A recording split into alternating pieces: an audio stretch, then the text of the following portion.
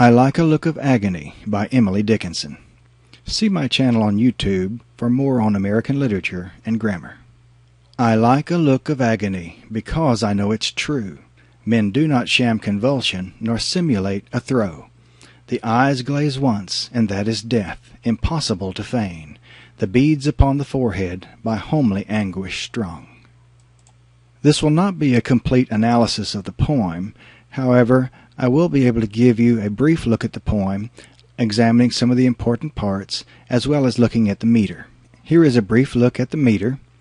I like a look of agony. Here we can see that the first syllable is unstressed, the second syllable is stressed, and so on through the poem. Notice here that this is the iambic foot. This is one foot, I like, the first two words, the first two syllables.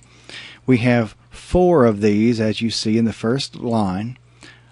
I like a look of agony. So we have 8 syllables, or 4 feet, 4 iambic feet. This is called then iambic tetrameter. If we look at the second line, we see it's still the iambic foot, but in this case we have 3 feet. So this is called iambic trimeter. The third line varies somewhat. We see 1, 2, 3 full feet, and then a half foot, a single syllable. And in the last line, we see we have 1, 2, 3 full feet. If you look at the second part of the poem, the second half, we've looked at the first 4 lines here. In the final 4 lines, if you examine those, you'll see that this is the same pattern. It is repeated. Here is the second half of the poem. We won't go through it all again as we did the first half of the poem, but as you can see here, and if you'd like to compare, it is the same metrical pattern. If you would like some additional background on poetry metrics, please see a series of 4 videos I have titled Poetry Metrics here in YouTube. I like a look of agony. When first looking at this poem, this seems a very odd sort of thing. Does she enjoy suffering, or does she want to see someone suffer? Well, it may seem so at first, but probably not. Look at the second line here for some answers as to why she may be saying that she does like a look of agony. She likes a look of agony because I know it's true. Well, what does this mean?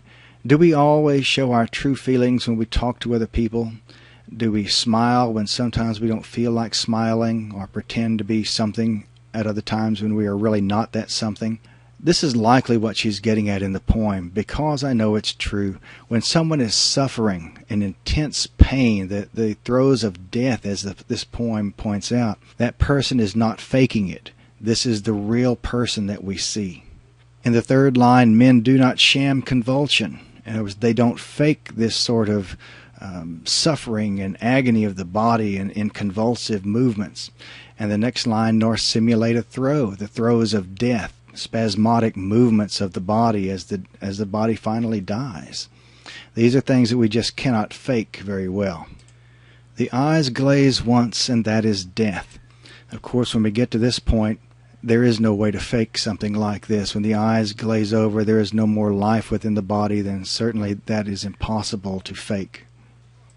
Impossible to feign, as she says here, impossible to fake, meaning about the same thing. The beads upon the forehead, beads of sweat most likely she means here, perspiration.